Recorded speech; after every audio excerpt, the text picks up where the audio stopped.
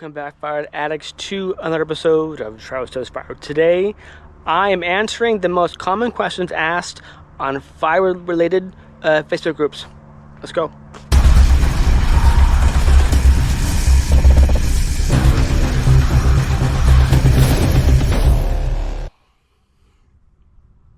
What is the best saw? Ladies and gentlemen, the best saw is not a Stihl, not a Husqvarna, not an Echo. The best saw is the one that's working in your hands. How long does it take a cord of wood to dry? Well, in my opinion, and I could be wrong, but a cord of wood, how long it takes a cord of wood to dry depends on the species, whether it's stacked, whether it's piled, whether it's covered, uncovered. There's many factors involved in how long it takes a cord of wood to dry. In my opinion, the best way to confirm this dry is with a moisture meter. How much should a cord of wood cost?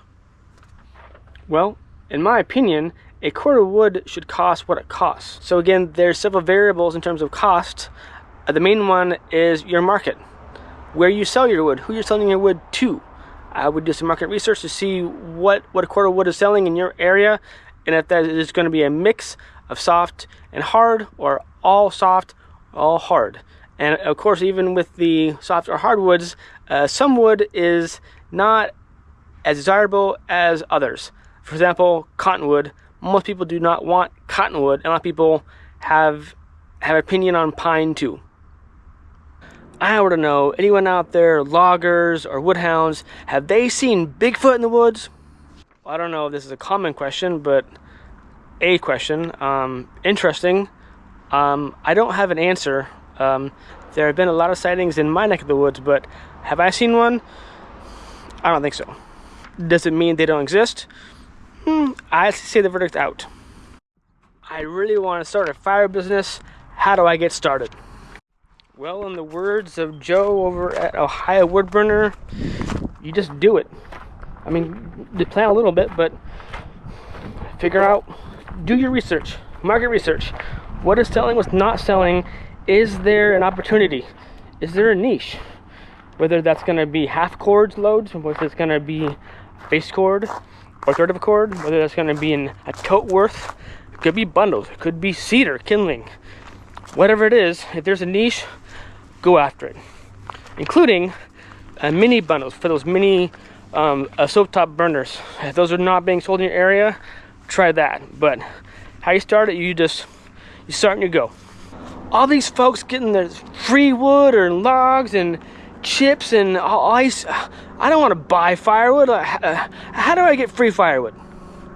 Well, there's many ways. There's marketplace for free. Or you offer them nothing. I've done that before. There's Craigslist for free wood. You can offer up a free wood. There's chip drop. I mean, chip drop is pretty cool too. There is free wood out there. You just have to look for it. As well as you want to burn pallets, there's free pallets everywhere too. So free wood's out there. Just have to look. Deal on a pile of pallets, and I want to cut this up and burn it in my wood stove. And I'm gonna leave all the nails and screws in there. I'm just gonna all the metal. It's fine. It's fine. But other people telling me not to do that. Why? Well, I won't lie. I think there's a few folks out there that think that when you put metal like screws or nails from pallet wood in their wood stove fireplace, it's going to explode. It's going to burst out the glass and dent the bricks inside or the metal, and it's just going to create a dynamite effect in the wood stove. I have no evidence to support this or back this. I have burned metal in my own wood stove, and my wood stove and my house are still intact. So it's to each their own. I would still burn wood with metal. I mean, you get rounds all the time that have metal in it. You know, offcuts too, like rebar, nails, like fencing. You're still gonna burn that in your wood stove, aren't you? I mean, it's not gonna explode, in my opinion. Just burn it. I mean, be careful of what pallet wood you burn, but in terms of wood with metal in it, I'm good. Well, I'm trying to start a fire business, and I have these cords and they're seasoned, but How much do I sell a cord for? Well, again, do your research, market research, see what it's being sold as currently, and the quality of that wood. If your wood is going to be premium, maybe be at or a little bit more than the next guy over. Make sure to outbid your competition. But if you're just selling garbage, sell it at garbage prices. Don't be greedy. People won't buy your wood, or they'll buy your wood once and never again. So again, just do your research, folks. What is the best wood to burn in my wood stove? Well, it all depends on what you can get. Sometimes oak isn't in your area. Sometimes ash isn't in your area. Sometimes all you have is pine. I think that's well documented on YouTube, that some areas only have conifer softwoods. Other people have access to ironwood and oak and hard maple, etc. It all depends on what you have in your area. Do your research, folks. Can I use used motor oil / vegetable oil / cooking oil / maple syrup / spit / WD-40 as bar oil in my chainsaw? Well, I would say if you value your saw, I would just use bar oil. Bar oil is fairly cheap and way cheaper than buying mix oil. I mean, just buy it on sale. Just find your bar oil, just use bar oil. Maintain your saw. It's cheaper than having to fix your saw. Just use bar oil. Well, I'm new to this group and I'm just curious, how come we don't like Dimitri, and who is that guy? I think I know the answer, but if you bring it up in any of the groups that he's not in or in, you will find out quick. It's just easier just to don't ask. Just go with the flow and don't ask. I want to know, how much is a cord of wood?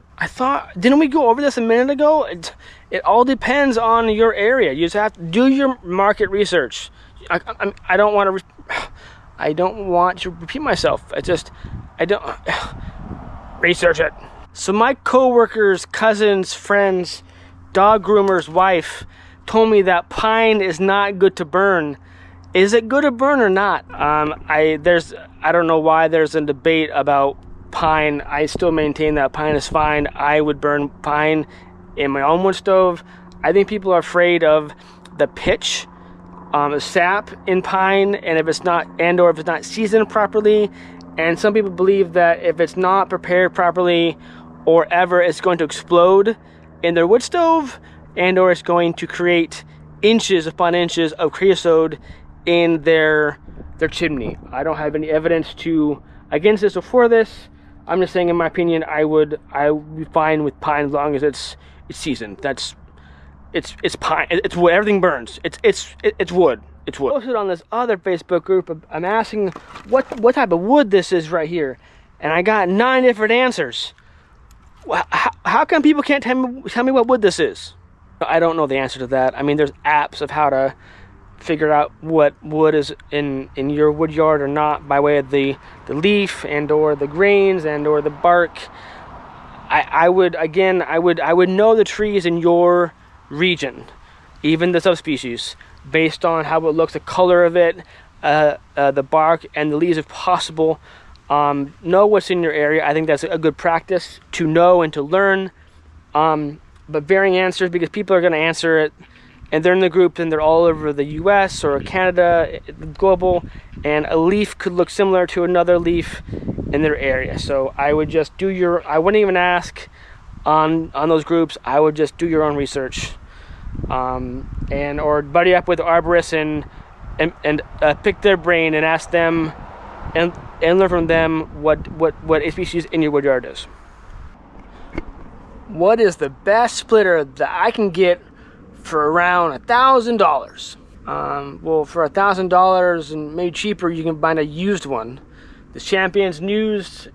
I think the 27-ton is going for about $1,200 right now, and the other ones are bigger, maybe $100 more.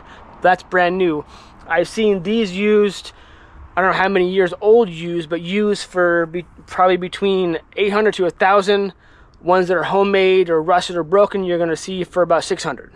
So, it's, in my opinion, it's worth your money to buy something new so that way you know how it's been maintained, how well it's been maintained, because you're going to be doing it, and it's not breaking down, because all you want to do is you want to split wood.